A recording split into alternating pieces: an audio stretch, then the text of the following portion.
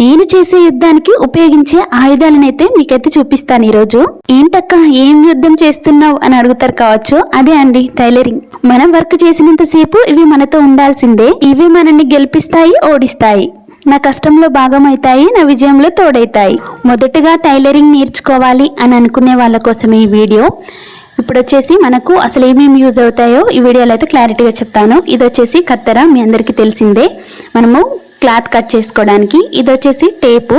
దీంట్లో వచ్చే మెజర్మెంట్స్ కొలతలు ఇంచులో ఉంటాయి. మనకు 1 ఇంచ్, 2 ఇంచ్, 3 ఇంచ్ అని ఇలా ఇంచులలో ఉంటాయి. నెక్స్ట్ వచ్చేసి ఇది వచ్చేసి స్కాలప్ స్కేలు. ఇప్పుడు ఎక్కడ చూసినా కూడా బాగా వైరల్ అవుతున్న బ్లౌజ్ డిజైన్స్ ఈ స్కాలప్ స్కేల్ తోటి అయితే ఈజీగా మనము కట్ వర్క్ అయితే పెట్టి బ్లౌజులు అయితే డిజైన్ చేయొచ్చు. చాలా ఈజీగా సింపుల్గా కుట్టొచ్చు. ఇంత రాని వాళ్ళకి కూడా ఈజీగా వచ్చేస్తుంది. ఇది వచ్చేసి మార్కరు, మనము మార్కింగ్ చేసుకోవడానికి. ఇది వచ్చేసి రౌండ్ స్కేల్. దీన్ని కర్వ్ స్కేల్ అని కూడా అంటారు. దీన్ని ఏ విధంగా యూజ్ చేయాలో మరో వీడియోలో అయితే చెప్తాను.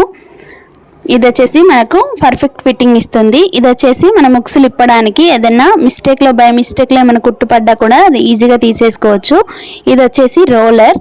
ఇది మనము డాట్స్ వేసేటప్పుడు మంచిగా యూజ్ అవుతుంది. ఇలా మనం ఒక్కసారి దీన్ని స్క్రోల్ చేస్తే మనకు డాట్స్ అనేవి మంచిగా సెకండ్ పార్ట్కి కూడా మంచిగా పడతాయి. ఇది వచ్చేసి స్కేలు, మీకు తెలిసే ఉంటుంది. ఇది ఎల్ స్కేలు.